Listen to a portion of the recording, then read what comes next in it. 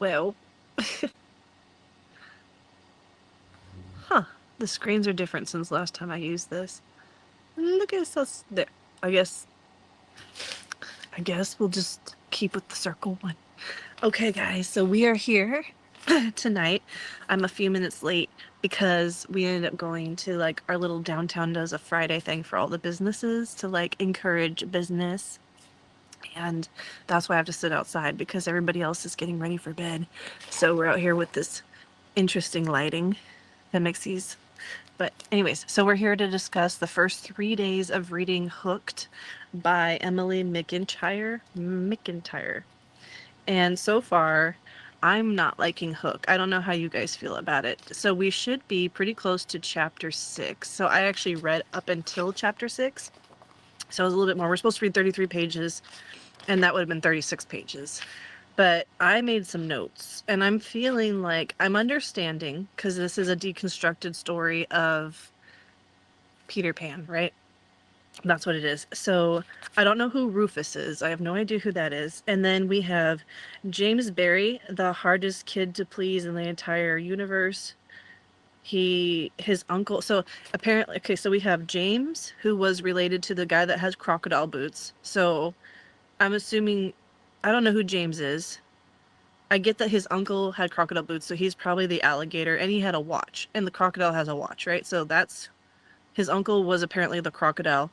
And now we have pulling out the golden pocket watch. So the crocodile uncle, what's up with the watch? Because he said it was a hideous object. So I wonder what's up with the watch. So it starts off so far, right? Because we're allowed to do spoilers. The prologue just says that there is this man and he's on the phone with a guy named Rufus, and we don't know who Rufus is. I don't know if he works for him or the other guy works for Rufus. We don't know. And then there is an uncle that he just unalived, right?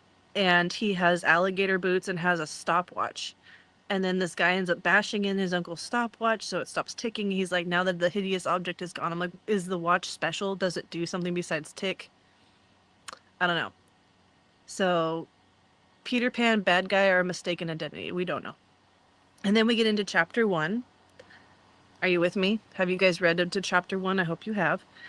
And then in chapter 1, we learn a bit about Wendy. So Peter is Wendy's father, which is interesting. And he's Peter Michaels, and he's a workaholic. Okay, so that's our Peter Pan, is this guy named Peter Michaels. Right? Is that right? Peter Michaels. He's a workaholic, and he's Wendy's father. And he owns a big airline company called Never Airland. If you can dream it, we can fly you there. That's what it says, right? And then it turns out that this guy, something about this Rufus guy and the guy that I think is supposed to be, I don't know, because if he's not Peter Pan, I don't know who he is. We have raccoons.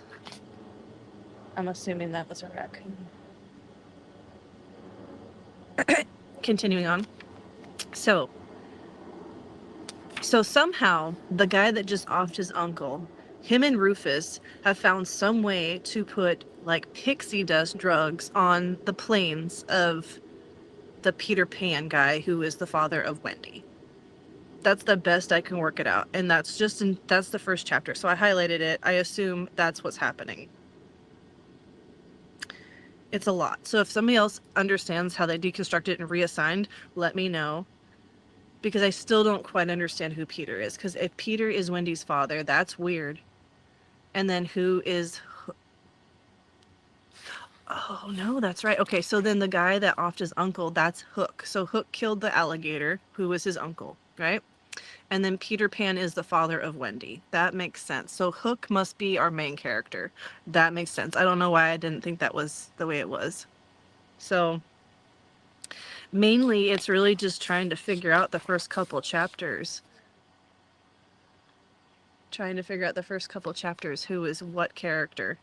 So, and then we get into page 15, and I said that Hook has some lady issues, and he's so pretty much like, I don't know. All the way through this, all I see is like an innocent girl who didn't really want to go out with her friends anyways, and was kind of forced into going, which I don't even know why you're friends with those people, because she said some pretty horrible things to you to get you to go out, which was crazy. I would have just been like, no, I'm not going with you. And then he starts thinking some very explicitly awful things in his head, and it's described in detail.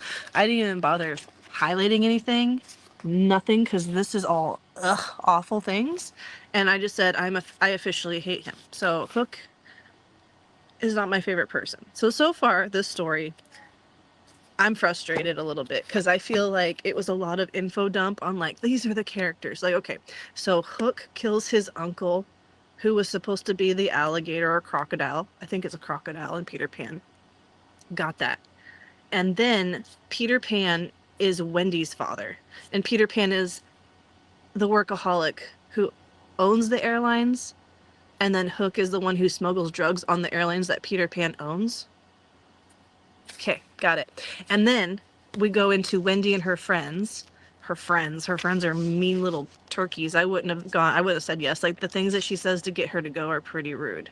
So I would not have gone with those friends. Let me see if I can find what she says. It's pretty rude.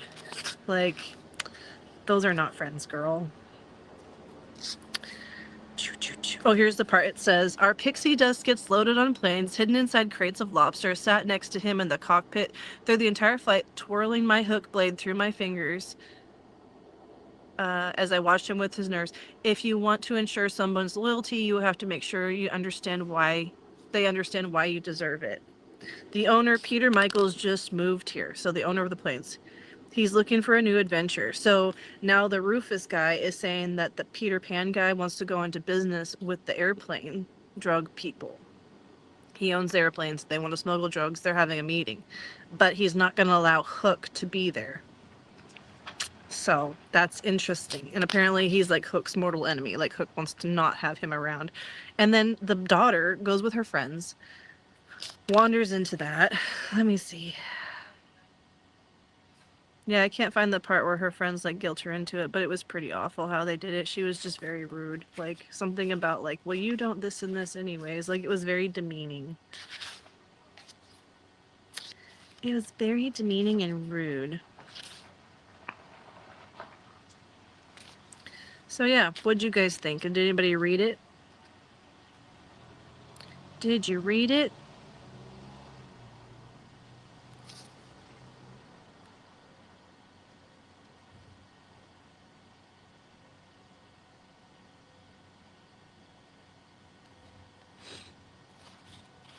So this is what her friend says to her. She says, my spine bristles and I stand up straight. What's that supposed to mean? She smirks. I mean, it's not for children. Mary, come on, don't be a B word. Angie pipes in. Mary laughs. I'm not. I'm just saying, what if she's there? Can you imagine? She'd be scared for her life, even being in the same building, and run home telling her daddy. I lift my chin. My dad isn't even in town. She cocked her head and her lips thinned. Your nanny, then? I looked at Angie. I'm in. Yes, Angie clapped her hands. It's a bar, not a adult club. And trying and getting the attention of her mystery man, Hook. So Hook owns this bar club that they're going to, and her friends bullied her into going with a fake ID pretty much. And then we find out that Rufus and Hook are going to have a meeting, right, separately with Peter, which is Wendy's father. So Wendy goes to Hook's nightclub like they always do, right, with her friends. They can't get in because the bouncer knows that they have fake IDs. And then he sees her on the screen of the camera, and his nasty, awful, terrible chauvinisticness comes out immediately. And I don't know that if he can turn this ship around. Like, I feel like at this point he's heading for a cliff, and I can't even say the things that he says. Like, I'm not impressed. I don't know why he has to be awful. So apparently her friend Maria has like a big crush on the Hook guy, so they go there to see like if they're gonna see him. And sadly, he doesn't take interest in Maria. He takes interest in Wendy. And I think he only takes interest in Wendy because she looks like Peter, her father, who is his mortal enemy. So the poor thing gets bullied into going to a nightclub with a fake ID, didn't want to be there anyways, and then gets targeted by her dad's like business enemy. So Yeah, and the funny part is, so he's awful. He's saying awful things, and then he like goes to talk to her, and she says, "No, I don't think that you've earned it." She wrenched his arm from his grasp, and for the record, these pretty lips will say whatever the F they want. His eyes flare and the corner of his mouth twitches. His gaze sears through her as she walks away. And that's exactly what he needed. He needed to be told no, because he's gross. So that's where we are with that. And then, yep. And then he does something terrible with a cocktail waitress. So honestly, like, that's not cute. This is it's a pretty crusty, dusty book. It's pretty crusty. This isn't one where I'd be like, look somebody in the eye and be like, you should read this. At this point, I'm already embarrassed to admit that I've read this far. Like, I was blushing for sure. I was blushing reading this. And all I have to say is I officially hate him. And if she's like, so she's 20, right? I'm assuming he's somewhere in his 30s at least. That is like, why is there always such a big age gap? Why do fairy tales mean that they have to be... I thought Wendy and Peter were like the same age in the story, but you know, make it how you want to, right? So yeah, that's just pretty much where we are. Is he's an awful person, she's innocent, her dad's got an airline and he's trying to get into the pixie dust drug business. What'd you guys think of it? Let me know. I figured it would be late and that this will probably be a rewatch, so just go ahead and type in if you've rewatched it and let me know what you thought of it so far. Up to chapter 6. What are you thinking? Are you into what Hook says? Because for me personally, I'm like, ugh, like, you need to go straight to jail. Like, that's how I feel. I feel like that cocktail waitress situation, that's straight to jail. That is an HR violation, a big one. And maybe my tummy hurt a little bit. I'm being honest, it did. It was just like, oh, that's yucky.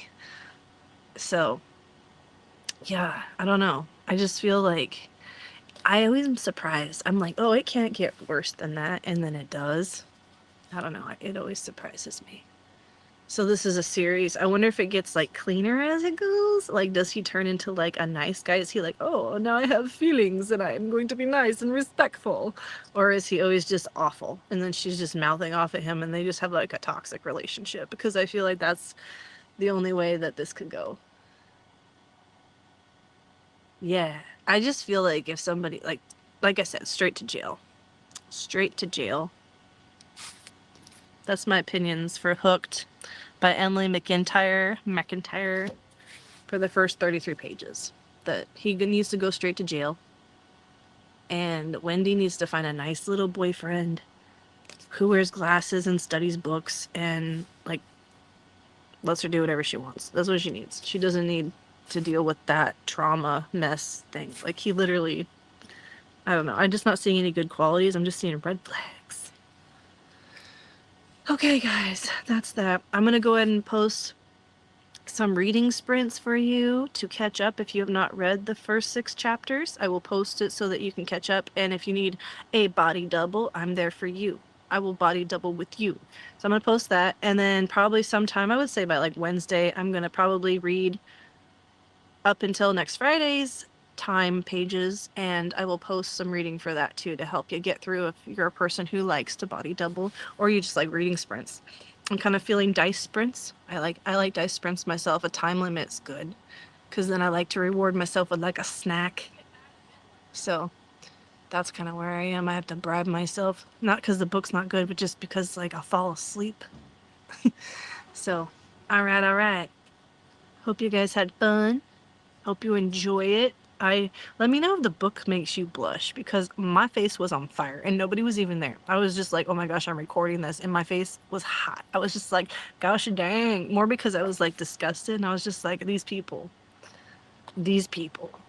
So I'm just saying that cocktail waitress needs to be paid out for life. Like, that was rude. That was so rude. That's slap worthy. Like, that's full on just like close. That's not even an open hand slap. That's like a poop. Maybe with something in it, you know? That's how I feel. I feel like if Wendy knew that was going on, whatever's going to happen wouldn't happen. All right. Well, I'll talk to you guys later. I'll see you next week, and we should be... Gosh, math, right? Math. Math is hard. It is hard. So let's see, if we're on page 3377. So that would be, trying to see what chapter it would be closest to here. So like chapter 19. Chapter 19 is the goal, okay? Let me know if you blushed. Let me know if you like Hook. Let me know what you think about why they always have to have giant age gaps. And what does pixie dust do? I have no idea. Is this just to fly? Because, like, I feel like, why are they traveling? Why are they putting pixie dust on airplanes? Why aren't they using pixies? I'm just wondering. That's, like, the only thing I'm really interested in at this point. I'm just interested about the pixie dust. Like, honestly, I just feel like he's a red flag and she should just say no. So, hopefully it doesn't get too much worse. We'll see. All right. See you guys Friday. Bye.